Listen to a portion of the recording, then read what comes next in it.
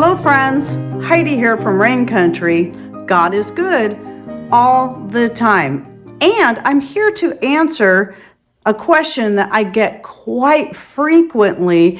And it's one that I've done separate videos on, but every so often I need to do a fresh updated video. And that is in regards to the solvents you use in making your medicinal extracts. Now, you're going to hear a great amount of opinions and thoughts, and some people think they're the only ones that are right, but what it really comes down to is finding what's best for you and according to the herbs that you are using to extract.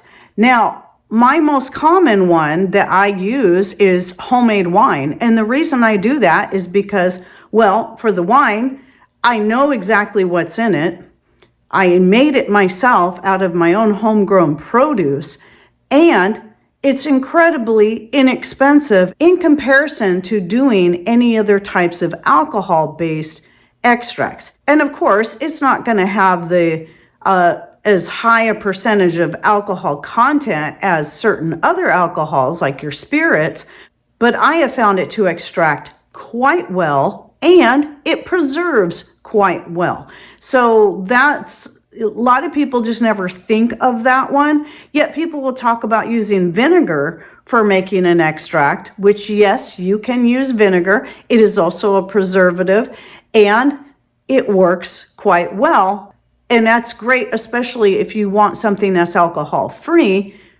But I'll tell you, it's a lot easier to take it with the homemade wine.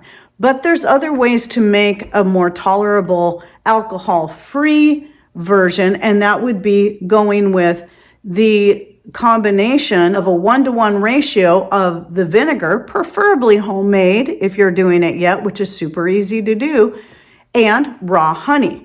And that's going to make it taste a lot better. You get the sweet and sour in there as well. And you're getting the natural benefits of both that homemade vinegar and that raw honey. I'm not saying you can't use store-bought wine in the case of wine or store-bought vinegar, but just be looking for the most organic, healthy versions of these things as you can if you're not making it yourself. But just know that homemade wine is actually pretty easy to do.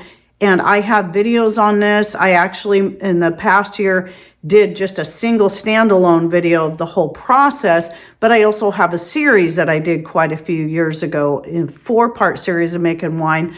Plus, I have a couple other videos like how to make mead, etc. And I will link to that full playlist down below, as well as how to make any kind of vinegar. So one thing I've mentioned before is another thing you can do with vinegar when it comes to using it as a solvent for making a medicinal extract.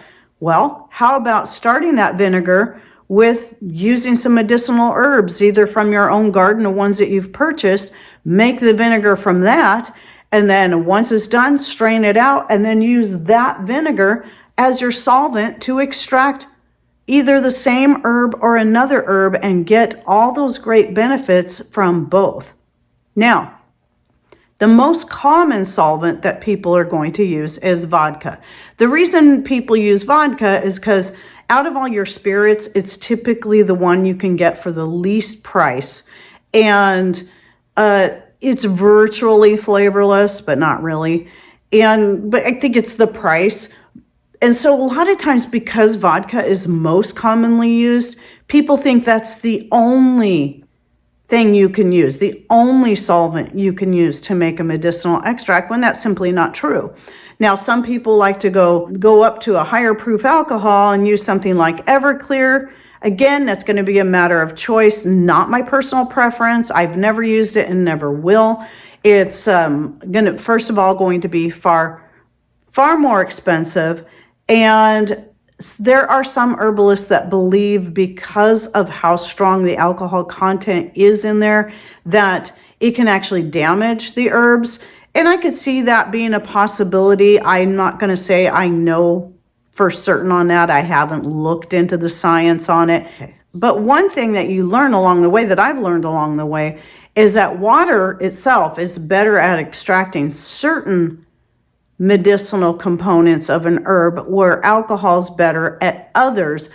So if you're using something like vodka or even wine, which is also alcohol and water, well, you're getting both. There's no need to do a double extraction. Like I've done a video on the past because I thought I would give it a try, and then realized I completely wasted my time doing that. It was absolutely unnecessary, especially considering the herb what I was doing was turkey tail mushroom, and there's no need to do that like that. There's no need. You can just use the vodka or other types of spirits. What other types of spirits? Well, pretty much whatever you have. It could be whiskey, it could be bourbon, it could be tequila. We had some tequila that got left over here from a wedding reception that carried over to our place, and they brought that stuff over. I don't drink it, so I'm like, well, I'm just going to use this to make some of my extracts, and it works great. Yeah, whiskey, rum, any of those can be used as a solvent. Now, the last one I'm going to mention, which would also be an alcohol-free way to make it, but this would be at the very, very bottom of my list, and that is using glycerin. Yes, you can do that. You can make an alcohol-free extract using glycerin. Here's my issue with glycerin. It's one of those things that's generally recognized as safe. I think a lot of these other things are going to be safer, especially when they're homemade. But if you're going to go that route, make sure you're getting non-GMO, because it can be made from genetically modified soybean oil. And that's basically where it comes from. It's basically a byproduct of soap making is what it is. But when you use glycerin, because it's more like a syrup, you have to mix it with water or some other type of non-viscous solvent. So you're watering down the glycerin, otherwise it's not going to extract as well, but it's also going to likely reduce its shelf life. For me, if I didn't have raw honey and I had to fall back on the glycerin, I would still mix it with either vinegar and do a 50-50 ratio, or homemade wine, and again do a 50-50 ratio, just like I do with the honey. Now this extract right here, this is one I definitely like to use, the wine honey, so it's 50-50, and this is fresh rosemary extract. It's one of the few extracts I actually make from fresh plant material, and it's excellent for coughs, colds, flus, and just all around health. And I actually feel it kind of open everything up. So if you're kind of stuffed up, because of the rosemary, and it's really strong, especially the longer I let it sit. I made this in June of 2025. And I would say it's probably ready to use right now. The longer it sits, the stronger it's going to get. So then along with all this, people all then freak out about the shelf life, which I've already kind of brought up. And people will say, well, I use this really high proof alcohol because it has an indefinite shelf life. Well, generally speaking, so does wine and vinegar, especially if it's properly stored. And I'm not concerned about that. And guess what? So does honey. So something like this with honey and wine together, indefinite shelf life. I've had a rosemary extract for a couple of years. It took me a couple of years to work all the way through it.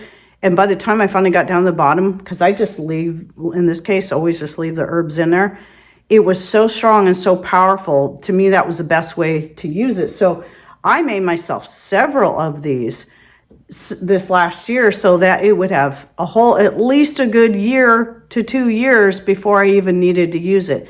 I have never once had any kind of extract made with any of these solvents that I prefer to use, the vinegar, the homemade wine, and the raw honey, never had them go bad. They just get stronger with time, and I don't strain them out until I need them. I'm not worried about the shelf life. If you are, you can store it in the fridge, but I don't. I store these just on a shelf. One more thing I want to say is that when it comes to certain types of herbs, yes, I will go to the vodka in that case. So if I'm doing an extract like my elderberry spice tincture, that one, I do use vodka in it because of the woody items I add to it, such as the star anise, the whole cloves, and the cinnamon sticks. And dried ginger. All that kind of stuff is going to extract better with a stronger alcohol, in my personal opinion. And so I just kind of lean towards the spirits when I'm doing those. And then also when I'm making my turkey tail mushroom extracts, I'll go with the a spirit for those, just because I feel like it extracts better than the homemade wine in those cases. Usually if your stuff is woodier, you want to look for a higher alcohol content. But when it comes to my herbs, just, you know, the more delicate they are, the less you have to worry about having a higher alcohol content. And then you also got to consider, if they are delicate, going with too high of an alcohol content could possibly damage them, as some have said. Again, I have not looked into the science of that, but it is definitely something to consider, and you can look into that for yourself. So this is just what I do. These are my opinions. People ask me these questions quite a bit, and so I just wanted to try to cover a few of these in one video, and I hope you found this helpful. And if you'd like to learn more about the kinds of extracts and some of the recipes I make for medicinal extracts, I will link to my full playlist on extracts and tinctures in the description box down below. But some of those are also extracts just made for flavoring. So I hope you enjoyed this video. Any thoughts, ideas you'd like to share, please put those in comments down below. And thanks for watching. Take care and God bless.